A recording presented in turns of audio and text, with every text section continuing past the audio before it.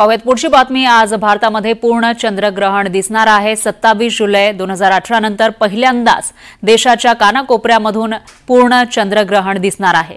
खगोलशास्त्रज्ञांच्या मते 2022 नंतर भारतात दिसणारे हे सर्वात मोठे पूर्ण चंद्रग्रहण आहे।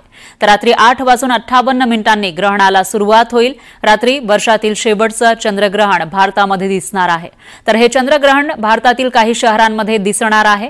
यामध्ये दिल्ली, मुंबई, चंदीगड, अहमदाबाद, जयपूर, लखनौ, पुणे, चेन्नई, बंगळुरू, हैदराबाद, कोलकाता या शहरांचा समावेश आहे। त्यामुळे या शहरांमधील खगोलप्रेमींसाठी हा सुवर्ण क्षण आणि अभ्यासासाठी एक चांगला क्षण म्हणावा लागेल। 11 वाजता हे ग्रहण चालू होईल आणि 12 वाजून जवळजवळ 22 मिनिटांपर्यंत हे जे ग्रहण आहे, म्हणजे ज्याला आपण रेड किंवा ब्लड मून ज्याला म्हणतो, चंद्र आपल्याला लालसर दिसेल। तर अशा प्रकारचं हे खग्रास ग्रहण आपल्याला पाहता येणार आहे।